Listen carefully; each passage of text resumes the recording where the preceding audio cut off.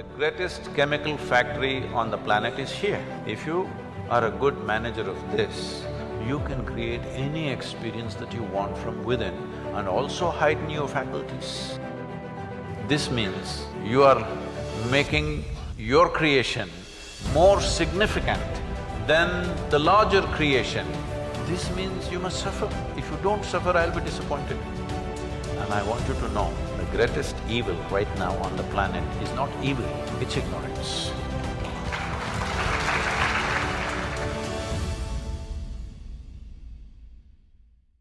You can't really figure what all these people want. Look at yourself. Right now you're thinking you want to become an engineer. Let's say right now I make you an engineer, this moment. Then you're thinking you need a job, I got your job. Then you're thinking you need a promotion, I got you. Then you think you need an award, I got you. Then you think you need wealth, I got you right now. Everything that you can dream of, I got you right now. What do you want now?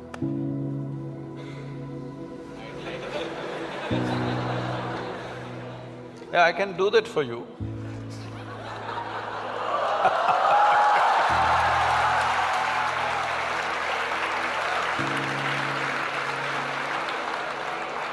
Let's say I want a job. Huh? I'm striving for a job right now. Yes. Now, we are looking at the end game, right? You got everything you wanted right now. Things that you can imagine, things that you cannot imagine right now, everything you got right now. What do you want right now? I wouldn't know what to do. Just look at it, huh?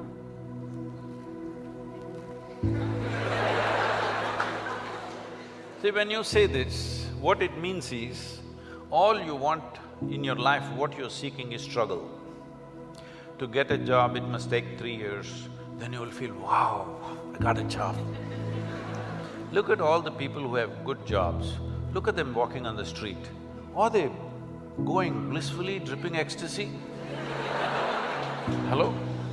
Miserable guys, they're getting blood pressure, going to work.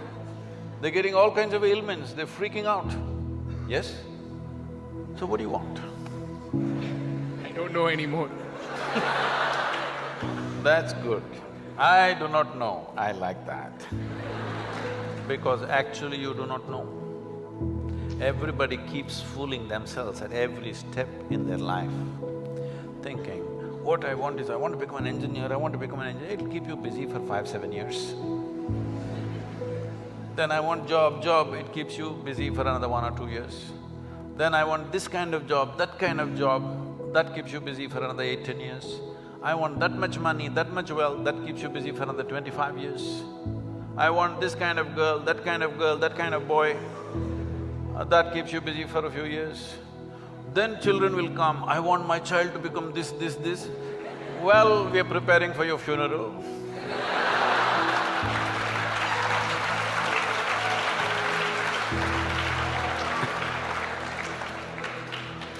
You need to understand just this. Right now, you may be giving all kinds of contexts to your life. But essentially, what you call as my life right now is just a certain combination of time and energy. Yes? As you sit here, time is rolling away for all of us. Can you roll it back? You're an engineer. Can you roll it back? Yesterday was not fruitful, so I'll roll it back. Can you? It's rolling away for all of us. As we sit here, what is ticking away here is not the clock. What is ticking away is our life, isn't it? Since we came and sat here, you're half an hour closer to your grave. It doesn't matter how young you are getting there, isn't it? Yes or no? So it's a certain amount of time, and that time nobody can manage because it rolls at the same pace for everybody. You do something, you don't do anything, you sleep, you're awake, you're happy, you're unhappy, do whatever the hell you want, it just keeps rolling mercilessly, isn't it? So there is energy that you call as life. This you can pitch it at different levels. If you're like this, I'm talking about the classroom expression, you know.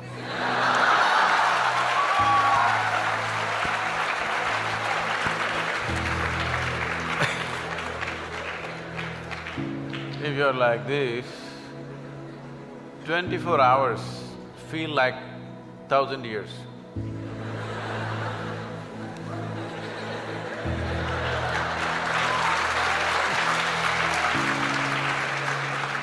But have you seen on a certain day you're very happy, 24 hours, poof, went off like a moment? Yes or no? So, time is a very relative experience in individual subjective experiences. If you're joyful, if you live 100 years, it feels like a few moments, it's gone. Only miserable people will have a long life. Because if you're miserable, you'll always feel life is too long that you will want to cut it short. But if you're joyful, the possibility that a human being holds, before you look around, it's over, really. But what possibility this carries? So what you need to manage is your energies, because life is a certain amount of energy, it's not limitless, but it can be enhanced. If you function at one level of energy, what you do in 10 years' time, if you function at a different level of energy, the same thing you can do in 1 year's time. So if both people live for 100 years, in terms of impact and profoundness of experience, one has lived for 1,000 years, another has lived for 100 miserable years. So this is all you can do. You may think right now, engineer, this one, that one, these are all limited contexts you're setting for yourself. Fundamentally as a life, it's just time and energy, isn't it? The question is what you make out of it. Do you want to make something out of it? There's no compulsion you have to make something out of it. When I say making something out of it is not a social phenomena I'm talking. What should you become in the society? That's not what I'm talking. Fundamentally, you have come here in terms of life is you want to experience life. Question is how profoundly. Right now, if people want to experience life, what are they experimenting with? They will experiment, not this, this. Yeah, I know you guys.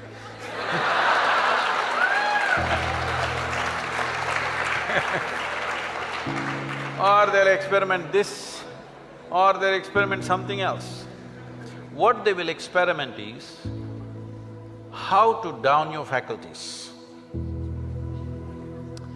You know, United States has made marijuana legal in a few states. So when I went to a few colleges or universities, they're asking me, Sadhguru, why don't you pitch? Someone like you must legalize marijuana for us. I said, no problem, we'll make marijuana legal, cocaine legal, meth legal. What's the problem? No problem. Only thing is, why is it that you want it to be legal? So that you can smoke up and come to the college, right? It's fine. But let's say you want to fly a small airplane, the pilot comes smoked up. You want to fly with him?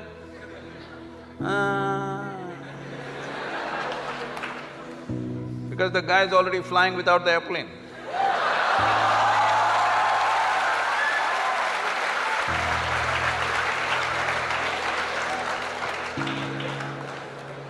Okay, you're not getting the point. You need a major surgery and the surgeon comes smoked up. You want the surgery? Oh no! Then you clearly understand this lowers your faculties. I want all of you to look at this. Do you believe you can enhance life by lowering your faculties? Hello? If you want to enhance this life, you must super enhance your faculties. That's the only and only way you can enhance this life. You cannot lower your faculties and think your life is getting enhanced. What kind of stupidity is that? simply because it makes you a little like this.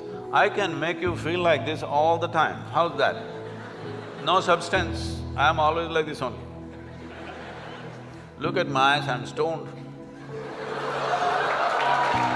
Yeah. Never touch a substance but fully stoned all the time. Because I want you to understand this, the greatest chemical factory on the planet is here. If you are a good manager of this, you can create any experience that you want from within and also heighten your faculties. If you are having an experience, even to experience that, your faculty should be heightened, isn't it? Is this the greatest chemical factory on the planet, most sophisticated? Do you agree with me? Are they chemical engineers? So I'm asking, how are you managing your system? What have you done? We gave you such a sophisticated machine. Have you read the user's manual at least? No. Blindly do this and then you think pumping something is going to make this better? No. Believe me, the only and only way you can enhance this life is that your faculties are super bright. The way you see, the way you hear, the way you smell, the way you taste and the way you touch. If this is enhanced, is life enhanced in many ways? There is much more to it, but I'm saying from what you know from your experience. Suppose you could see twice better than somebody who's sitting next to you, is your life enhanced? If you could taste better than other people, is life enhanced? If you could feel better, is it life enhanced? If you could hear better, is life enhanced? On this level you understand this, but there are many other dimensions of human faculties. If you enhance this, if you sit here, you will be blissed out simply sitting here. You wouldn't want to touch any damn thing because just sitting here is the greatest experience of your life. So, about what is the end game? If you had everything, what would you want? If you had everything that you can ever dream of, everything is right here, what would you want? You must think, isn't it? I won't supply you with an answer. If you do not invest that much thought into your life, that means you're super short-sighted. Hello? This happened to Gautama the Buddha. You heard of Gautama the Buddha? Because of some astrological prediction that his father heard, that he may either become a great emperor or a great sage, and he wanted him to become a great emperor, he protected this boy and put him in a separate palace where it's all luxury, everything that you can dream of, everything there. Got him married to a very pretty young woman, everything on. No, he should not see any suffering. But one day he just went out. He saw one old man and he asked, why is this guy like this?